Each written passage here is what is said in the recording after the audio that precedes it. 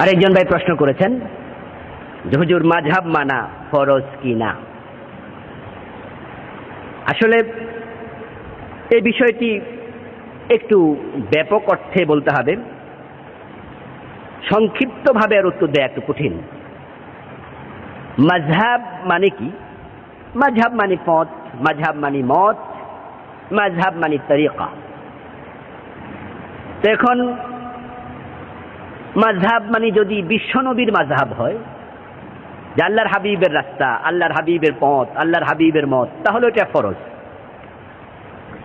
কিন্তু যদি অন্য কোনো জনের মাযহাব হয় তাহলে সেখানে আমাদের একটু বুঝে শুনে আগাতে হবে। তো বাংলাদেশে আমরা স্বাভাবিকত মাযহাব বলতে যা বুঝি সেটা হচ্ছে চারটি বিখ্যাত মাযহাব, হানাফি, শাফি, মালিকি, হাম্বলি। আমরা এই মাযহাবগুলি বুঝে থাকি। আসলে পবিত্র কোরআন মাজিদে এবং রাসূলের সুন্নায় মাযহাবের উল্লেখ নেই এভাবে যে শাফি, হানাফি, মালিকি, হাম্বলি নামে কোনো মাযহাব কোরআন হাদিসে নেই। আর থাকবে বা কিভাবে? কারণ ইমাম আবু হানিফা রাহিমাহুল্লাহ হলেন চারজন ইমামের মাঝে সবচেয়ে সিনিয়র, বয়সে, ইলমে উনাকে আমরা বেশি সম্মান করে থাকি। উনাকে ইমামুল আজম বলা হয়, বড় ইমাম। তো উনারই জন্ম হয়েছে 80 হিজরিতে, অর্থাৎ রাসূল সাল্লাল্লাহু আলাইহি ওয়াসাল্লামের ইন্তেকালের 70 বছর পরে। তো আল্লাহর হাবিব সাল্লাল্লাহু আলাইহি ওয়াসাল্লামের ইন্তেকালের 70 বছর পরে উনার জন্ম হয়। তাহলে রাসূলের যুগে উনার হাদিস উনার ব্যাপারে কিভাবে থাকবে? হানাফি মাযহাবের কথা তো আর হাদিস থাকার কথা না, কোরআনে থাকার কথা না। এখন এই মাযহাবগুলো আমাদের দেশে স্বীকৃত, পৃথিবীর বিভিন্ন দেশে এটা স্বীকৃত যে মাযহাব চারটা, এটা সবাই কম বেশি জানে। যারা মাযহাব মানে তারাও ওই মাযহাবগুলোর নাম জানে, যারা মাযহাব মানে না তারা ওই মাযহাবগুলোর নাম জানে। এই মাযহাবগুলো তৈরি হয়েছে রাসূল সাল্লাল্লাহু আলাইহি ওয়াসাল্লামের ইন্তেকালের প্রায় 100 বছর পরে। ইমাম আবু হানিফার জন্মই তো হলো 80 হিজরিতে। তো লেখাপড়া করেছেন, শিখেছেন, তারপরেই তো উনি মাসালা ইস্তেমবাদ শুরু করেছেন। উনার বয়স তো 100 হিজরি পার হওয়ার পরে উনি যৌবনে গিয়েছেন বা তার ইলম পাকাপোক্ত হয়েছে। তাহলে ইমাম আবু হানিফা রাহিমাহুল্লাহ 100 হিজরিতে উনার বয়স 20 বছর ছিল। উনি তখন যৌবনে, যুবক হয়েছেন, লেখাপড়া শিখেছেন, মাসালা ইস্তেমবাদ শুরু করেছেন। তাহলে এখান দিয়ে তো 1 শতাব্দী চলে গেল। ওই লোকগুলো যারা উনার মাযহাব আবিষ্কৃত হওয়ার আগে ইন্তেকাল করলেন, তারা কোন মাযহাব মেনেছেন? এরপরে ইমাম আবু হানিফা রাহিমাহুল্লাহকে যদি প্রশ্ন করা হয় হানাফি মাযহাবের, আমিও হানাফি মাযহাবের একজন লোক, তবে ইমাম আবু হানিফা রাহিমাহুল্লাহকে আমি অন্ধ অনুসরণ করি না। আমি হানাফি মাযহাবের লোক, কিন্তু ইমাম আবু হানিফা রাহিমাহুল্লাহ যা বলবেন এটাই ঠিক। উনি ভুলের ঊর্ধ্বে মাসুম, আমি এটা মনে করি না। কোন মাসালায় যদি আমি দেখি এই বক্তব্যটা ইমাম আবু হানিফা রাহিমাহুল্লাহর এই বক্তব্যটা কোরআন হাদিসের সাথে মিলে না, এটা উনি ভুল করেছেন, তখন আমি তার ভুলটাকে আর গ্রহণ করি না, আমি সহিটাকে গ্রহণ করি। কারণ এটাই হচ্ছে প্রকৃত হানাফি, যে তার জন্য থিওরি। ইমাম আবু হানিফা রাহিমাহুল্লাহ নিজে বলে গেছেন, ইজা সাহাল হাদিস ফাহুয়া মাযহাবি। যখন কোন সহিহ হাদিস পাবে তখন মনে করবে এটাই আমার মাযহাব। ইমাম আবু হানিফা রাহিমাহুল্লাহ, আমি একজন হানাফি আলেম হিসাবে যদি আমার ইমামকে আমি আজকে পেতাম জীবিত অবস্থায়, বা আপনারা কেউ পেতেন আর আপনারা ওনাকে প্রশ্ন করতেন, হুজুর আমি তো হানাফি, আমার মাযহাব হলো হানাফি, হুজুর আপনার মাযহাব কি? ইমাম আবু হানিফা রাহিমাহুল্লাহ উত্তরে কি বলতেন? উনি কি নিজের মন মতো চলেছেন? উনি নিজে কি একটা রাস্তা বানিয়ে নিয়েছিলেন যে হানাফি মাযহাব আমি বানাইছি, এটা আমি আমারটা মানি? অবশ্যই না। তখন উনি বলতেন, ইজা সাহাল হাদিস ফাহুয়া মাযহাবি, আমার মাযহাব হলো কোরআন এবং সুন্নাহ, সহিহ হাদিস। এরপরে এবার দেখুন ইমাম আবু হানিফা রাহিমাহুল্লাহ যে সহিহ হাদিসগুলোর আলোকে বিভিন্ন মাসাইল তিনি বের করেছেন, ইস্তেমবাদ করেছেন, উনার ইস্তেমবাদ করা, উনার বের করা মাসআলাগুলো কি অন্য আলেমদের মানা ফরজ? অন্য আলেমরা কি মানতেই হবে? যদি সেটাই হতো যে ইমাম আবু হানিফার মাযহাবই মানতে হবে, তাহলে ইমাম শাফি রাহিমাহুল্লাহ আরেকটি নতুন মাযহাব কিভাবে তৈরি করলেন, বা উনার মাসআলাগুলো দিয়ে নতুন মাযহাব কিভাবে তৈরি হলো? ইমাম শাফি রাহিমাহুল্লাহ তো ইমাম আবু হানিফার মাযহাব অনুসরণ করেননি, তাই শাফি নামে আরেকটি মাযহাব হলো। ইমাম আবু হানিফাকে তো উনি মানলেন না।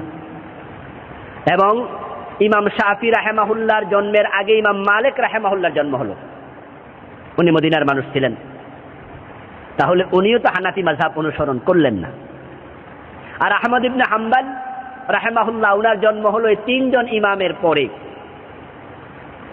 উনি তো বাকি তিনজন ইমামকে মানলেন না। তাহলে বোঝা গেল একজন ইমামের মাযহাব আরেকজন আলেমের জন্য মানতেই হবে এরকম বাধ্যতামূলক ছিল না, থাকলে তো আর নতুন মাযহাবের তৈরি হতো না। এরপরে এবার দেখুন ইমাম বুখারী রাহিমাহুল্লাহ, উনার জন্ম 194 হিজরি। উনার জন্মের আগেই বাকি চারজন ইমামের জন্ম হয়ে গেছে। এখন ইমাম বুখারী রাহিমাহুল্লাহ, উনার মাযহাব কি, উনি কোন মাযহাব মানতেন? উত্তর হলো ইমাম বুখারী রাহিমাহুল্লাহ তিনি মুস্তাকিল মুজতাহিদ ছিলেন, অর্থাৎ তিনিও চার মাযহাবের একটাও মানতেন না। তাহলে মাযহাব মানা যদি ফরজ হয়, বাধ্যতামূলক হয়, ইমাম বুখারীর অবস্থা কোথায় গিয়ে দাঁড়াবে? উনি একটা ফরজই মানলেন না। আসলে মাযহাব মানা ফরজ ঢালাও ভাবে এই কথা বলে দেয়া এটা ঠিক নয়। হ্যাঁ, আবার মাযহাব দরকার নাই এটা বলাও ঢালাও ভাবে ঠিক নয়। যদিও আমাদের দেশের কিছু কিছু উলামায়ে কেরাম, কিছু কিছু যারা লা মাযহাবী ভাইয়েরা আছেন, আহলে হাদিস বলে দাবি করছেন, আমাদের লা মাযহাবী ভাইয়েরা সবাই না, তাদের মাঝে কিছু কিছু ভাই আবার বলছেন যে মাযহাবের কোনো দরকারই নেই। তা আমি ওনাদেরকে বিনয়ের সাথে প্রশ্ন করতে চাই, যিনি আজকে বলছেন মাযহাবের দরকারই নেই, উনার বয়স যখন 14-15, তো স্বাভাবিকত তিনি তখন বালেগ হয়ে গেছেন। ওই 15 বছর 16 বছর বয়সে কি তিনি আজকে যত বড় আলেম, 15 বছর বয়সে তত বড় আলেম কি উনি ছিলেন? উনি কি রাসূল সাল্লাল্লাহু আলাইহি সাল্লামের সবগুলো হাদিস, যে হাদিসগুলো উনি আজ পর্যন্ত শিখেছেন, এই হাদিসগুলো কি তিনি 15 বছর বয়স শিখতে পেরেছেন? উনি তখন কি জানতেন? উনি আজকে যত বড় আলেম হয়ে কোরআনের মাসালাগুলো, হাদিসের মাসালাগুলো জানেন, উনি কি 15 বছর বয়সে ওই মাসালাগুলো শিখেছেন? উত্তর হলো না, তিনি শিখেননি। ওই বয়সে তিনি জানতেন না। তাহলে ওই বয়সে তার উপর তো নামাজ ফরজ ছিল, বালেগ হওয়ার পরে রোজা ফরজ, বালেগ হওয়ার পরে আপনার হজ যাকাত যদি সামর্থ্যবান হয় ফরজ হয়ে যায়। তাহলে উনি ওই বয়সে, তিনি তো এলেম ছিল না, তাহলে উনি ইসলামটা মানবেন কিভাবে? তখন তো এলেম নাই উনার, তাহলে উনি জানবেনও না, কাউকে মানবেনও না, এটা কি হয়? নিশ্চয়ই তিনি 15 বছর বয়সে, 14 বছর বয়সে তিনি কাউকে না কাউকে অনুসরণ করেছেন। আজকের এই পর্যায়ের আলেম হওয়ার আগে তিনিও কাউকে না কাউকে মেনেছেন। তো উনি যদি আল্লামা ইবনুল কাইয়িম রাহিমাহুল্লাহকে অনুসরণ করেন, তাহলে তিনি ইবনুল কাইয়িমের মাযহাবের অনুসারী হলেন। উনি যদি নাসিরউদ্দিন আলবানী রাহিমাহুল্লাহকে অনুসরণ করে নামাজ পড়ে থাকেন, নামাজের মাসালাগুলো তখন মেনে থাকেন, তখন তিনি নাসিরউদ্দিন আলবানীর মাযহাবের অনুসারী হয়ে গেলেন। উনি যদি ইবনে তাইমিয়া রাহিমাহুল্লাহর অনুসরণ, মাসালার অনুসরণ করে উনি নামাজ পড়ে থাকেন, তাহলে তিনি তো ইবনে তাইমিয়ার মাযহাবের অনুসারী হলেন। তাহলে উনি যে বলবেন মাযহাবই দরকার নাই, তাহলে এখন মাসালা হলো 15-16 বছর বয়সে উনি মানতেন কাকে? তো ঠিক একই অবস্থা আজকে যাদের বয়স 70, 80, 50, 60, তাদের মাঝেও অশিক্ষিত অনেক মানুষ আছেন, যারা কোরআন এবং হাদিস থেকে দলিল গ্রহণ করবেন এই পরিমাণ ইলম উনাদের নাই। এমন লোক তো হাজার হাজার, যারা কোরআন হাদিস জানেন না, তো উনারা নিজেও জানেন না, কাউকে অনুসরণও করবেন না, এটা কিভাবে হবে? এই জন্য ঢালাও ভাবে বলবেন মাযহাব দরকার নাই, এটাও কিন্তু ঠিক নয়। ফাসআলু আহলা যিকর ইন কুনতুম লা তা'লামুন। পবিত্র কোরআন মাজিদ আল্লাহ তাআলা বলেছেন, তোমরা যে বিষয়ে জানো না, যারা জানে তাদেরকে জিজ্ঞাসা করে জেনে নাও। তাহলে আপনি মূলত মাযহাব মানা মানে হচ্ছে কারো তরিকা, কারো নিয়ম, অর্থাৎ কারো মাসালা আপনি অনুসরণ করবেন। রাসূল সাল্লাল্লাহু আলাইহি ওয়াসাল্লামকে অনুসরণ করার জন্যই তাকে আপনি জিজ্ঞাসা করছেন, তাকে মানছেন। আমরা ইমাম সাহেবকে অনুসরণ করে নামাজ পড়ছি। ইন্নামা জুইলাল ইমাম লিউতাম্মা বিহি, হাদিসে পাওয়া যায় ইমাম তো নির্ধারণ করা হয়েছে তাকে আনুগত্য করার জন্য। এখন ইমামকে আনুগত্য করে আমরা নামাজ পড়ছি, কিন্তু একটি বিষয় খেয়াল করবেন, ইমাম যখন ভুল করে তখনও কি আমরা ইমামকে মানি, নাকি পিছন থেকে লোকমা দেই? আমরা লোকমা দিয়ে ইমামকে সংশোধন করে দিচ্ছি। তাহলে বোঝা যায় আমি ইমামকে অনুসরণ করব ততক্ষণ ইমাম আল্লাহ এবং রাসূলকে অনুসরণ করে যতক্ষণ। যদি ইমাম নিজে আল্লাহ এবং রাসূলের রাস্তা থেকে সরে যায়, আমরা ইমামকে আর মানব না, সংশোধন করব। ইমামের অনুসরণ করেই আমরা নামাজ পড়তে থাকবো না, আমরা পিছন দিয়া লোকমা দেব। তো ঠিক মাযহাবের ইমাম যারা, আসলে আমরা তাদের অনুসরণ করছি না, আমরা অনুসরণ করছি আল্লাহ এবং রাসূলের। কিন্তু সরাসরি কোরআন এবং হাদিস থেকে মাসআলা বের করার মতো যোগ্যতা আমার নাই, না থাকার কারণে আমি তাদের বের করা মাসআলাকে অনুসরণ করছি। কিন্তু যদি আমার যোগ্যতা এসে যায় কোরআন হাদিসের অনুসরণ করার মতো, কোরআন হাদিস থেকে সরাসরি মাসআলা ইস্তেমবাত করার মতো যোগ্যতা আমার ভিতরে পয়দা হয়, যোগ্যতা এসে যায়, তাহলে আমি আর উনাকে অনুসরণ করার কোনো প্রয়োজন নাই, আমি সরাসরি কোরআন এবং হাদিস অনুসরণ করব। কিন্তু যে মাসআলায় আমি সরাসরি কোরআন এবং সুন্নাহ অনুসরণ করার মতো, মাসআলা ইস্তেমবাত করার মতো ওই যোগ্যতা আমার হয় নাই, অথবা সময় আমি পাই নাই, তাহলে ওই মাসআলা আমি কি মন মতো মানব? না, আমি আমার চেয়ে বড় আলিম যিনি, এ বিষয়ে আমার চেয়ে যিনি প্রাজ্ঞ পণ্ডিত, আমি তার বের করা মাসআলাকে অনুসরণ করব। কেন করব? কোরআন হাদিস অনুসরণ করার জন্য। এজন্য বিষয়টা বিতর্কে নিয়ে যাওয়া ঠিক হবে না। আমরা একদল বলবো মাযহাব মানা ফরজ, আরেক দল বলবেন মাযহাব মানা হারাম, এটা তো ঠিক না।